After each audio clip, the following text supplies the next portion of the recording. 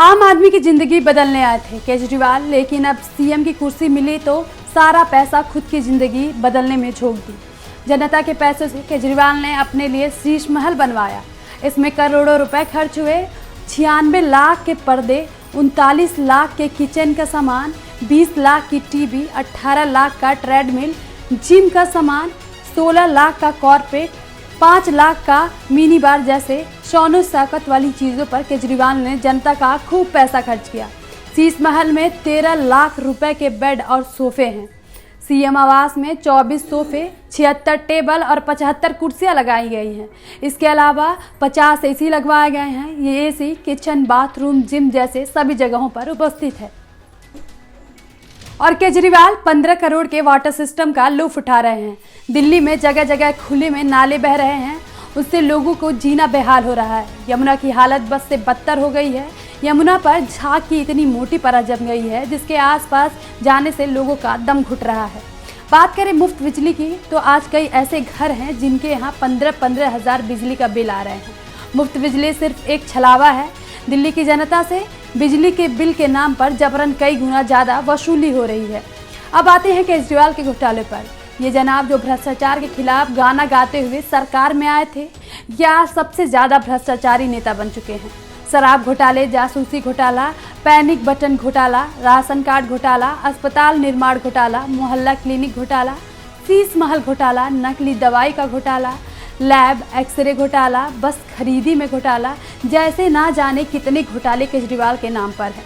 दिल्ली में केजरीवाल के भ्रष्टाचार की ये सूची बहुत लंबी है। इन्हीं घोटाले के चक्कर में ये जेल भी गए थे। साथ में इनके कई मंत्रियों ने भी जेल के दर्शन किया। अब आप ही बताइए, इतने बड़े घोटालेबाज को कौन वोट देगा? उनके ऊपर लगे भ्रष्टाचार के आरोपों को साफ करने के लिए अब ये इंटरनेट पर पॉडकास्ट कर रहे हैं। हर दूसरे दिन किसी न किसी यूट्यूबर्स के साथ इनका पॉडकास्ट सामने आ रहा है। और इनमें सवाल कैसे रह रहे हैं, वही जो इनके पार्टी यूट्यूबर्स को लिख कर भेज रहे हैं। अभी तक के एक भी पॉडकास्ट में किसी ने केजरीवाल से वो सवाल नहीं किया जिसमें वो फंस सकते हैं। कुल मिलाकर इसे सो कॉल्ड आम आदमी ने अपनी इमेज सुधारने के लिए सारे दांव पेच खेल रही है। अब ये इमेज सुधारने में क्यों लगे हुए हैं? क्योंकि विधानसभा चुनाव सर पर है। चुनाव की डेट का आज ऐलान हो चुका है। आपके सामने इस बार कांग्रेस सबसे बड़ी चुनौती है। मैदान में बीजेपी भी है, लेकिन मजबूती के मामले में कांग्रेस इस बार सबसे आगे है। चुनाव सिर पर ही देखते ही बीजेपी और आम आदमी पार्टी योजनाओं की बात कर रही है।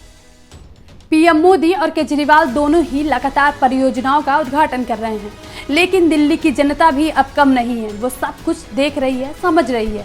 उन्हें भी समझ आ रहा है कि जब पिछले 11 सालों में बीजेपी और आम आदमी पार्टी ने कुछ नहीं किया, तो सिर्फ एक दूसरे पर आरोप प्रत्यारोप का गेम खेलता रहा, तो ये आने वाले समय में भी कुछ नहीं कर पाएंगे। दिल्ली में जो काम हुए हैं सब कांग्रेस सरकार के टाइम में हुए हैं। चाहे वो दिल्ली मेट्रो हो, फ्लाईओवर हो, सड़क हो, डीटीसी बस सेवा हो, अस्पताल हो, यूनिवर्सिटी हो, दिल्ली को विकसित करने का सारा काम कांग्रेस सरकार में हुआ है। आज दिल्ली जिस रिंग रोड के लिए जाना जा रहा है, उसको आकार देने का सबसे बड़ी भूमिका कांग्रेस की शीला दीक्षित सरकार की रही है। अब रह गई आतिशी। ये कालकाजी सीट से चुनाव लड़ रही हैं। यहाँ इनके सामने कांग्रेस की अलका लांबा मैदान में है, जो कांग्रेस की वरिष्ठ नेता हैं। कई सालों से मैदान में उतरकर काम कर रही हैं। वहीं बीजेपी ने इस सीट पर अपने पूर्व सांसद रमेश बिदोड़ी को मैदान में उतारा है। हाँ, वही रमेश बिदोड़ी जो ये जानता है कि महिलाओं का सम्मान कैसे किया जाता है। रमेश बिदोड़ी ने चुनाव से पहले महिलाओं को लेकर अनडिसेंट बयान दिया है। इससे उनकी हार तो तय मानी जा रही है। तो मैदान में बचे आतिशी और अलका लांबा। आम आदमी पार्टी जो प्रचार कर रही है वो सिर्फ केजरीवाल के चेहरे पर ही कर रही है। यानी आम आदमी पार्टी को अपनी आतिशी पर कुछ खास भरोसा नहीं है। ऐसे में जब खुद की पार्टी को ही आतिशी पर भरोसा नहीं है, तो वो जनता को क्या खास भरोसा दिलाएंगे? कुल मिलाकर कांग्रेस इस बार के चुनाव में बहुत मजबूती से उतर रही है। इसके सामने आप और बीजेपी दोनों ही फीके पड़ रहे हैं। अब देखना होगा चुनाव के नतीजे क्या आते हैं।